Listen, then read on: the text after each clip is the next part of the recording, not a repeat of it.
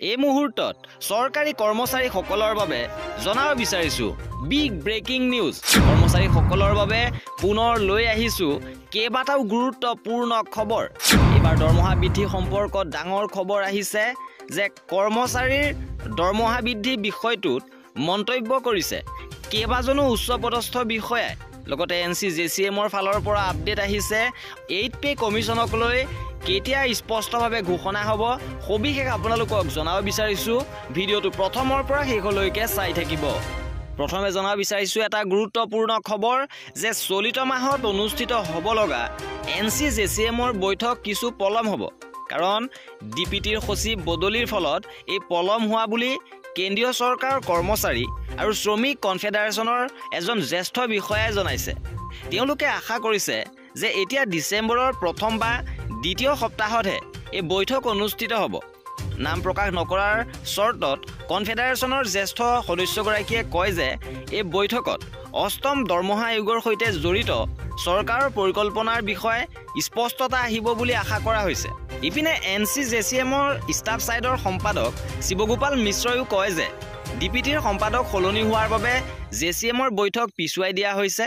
আৰু NDTV প্ৰফিটৰ সৈতে হোৱা এক সাক্ষাৎকাৰত তেওঁ কয় যে নৱেম্বৰ মাহত এই বৈঠক হ'ব লাগিছিল, যদিও বৰ্তমান ডিপিটিৰ সচিব বদলি হোৱাৰ পিছত এই বৈঠক পিছুৱাই দিয়াৰ সম্ভাৱনা আছে।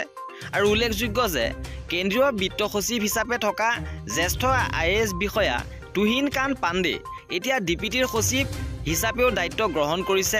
আৰু চলিত মাহৰ আৰম্ভণিতে জাৰি কৰা আদেশৰ জৰিয়তে তেওঁক এই অতিৰিক্ত দায়িত্ব অৰ্পণ কৰিছে।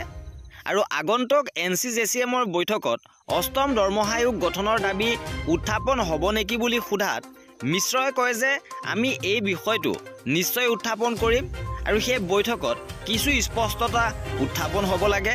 ইতিমধ্যে আমি চৰকাৰৰ সন্মুখত 2খন স্মাৰক পত্ৰ দাখিল কৰিছোঁ আৰু আমি আগলৈ আমাৰ দাবী ধাৰাবাহিকভাৱে বৃদ্ধি কৰিম।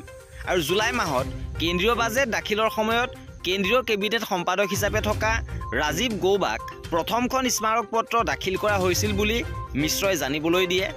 আৰু দ্বিতীয়খন স্মাৰক পত্ৰ তেওঁৰ উত্তৰাধিকাৰী TV সোমনাথনক দাখিল কৰা হয়, যিয়ে 30 আগষ্টত কেবিনেট সচিব হিচাপে দায়িত্ব গ্ৰহণ কৰে।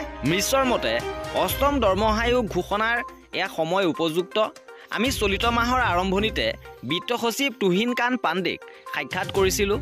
আমি তেওঁক কৈছিলোঁ যে ভাৰতৰ GDP শক্তিশালী গতিৰে আগবাঢ়িছে, সকলো খণ্ডই বৃদ্ধি পাইছে আৰু সামগ্ৰিক অৰ্থনীতিৰ অৱস্থা আশাবাদী, আৰু সেয়েহে অষ্টম দৰমহা আয়োগৰ ঘোষণা কৰিব লাগে। আৰু মিশ্ৰই লগতে উল্লেখ কৰিছে যে অষ্টম দৰমহা আয়োগ গঠন হোৱাৰ পিছত এবাৰ তেওঁ ফিটমেণ্ট ফেক্টৰ 2.86 হ'ব লাগে বুলি দাবী কৰিছে। আৰু এয়া আছিলে আজিৰ ভিডিঅ'টোত। পৰৱৰ্তী আপডেটৰ বাবে আমাৰ চেনেলটো ছাবস্ক্ৰাইব কৰি ৰাখিব। ভিডিঅ'টো শেষলৈকে চোৱাৰ বাবে বহুত ধন্যবাদ।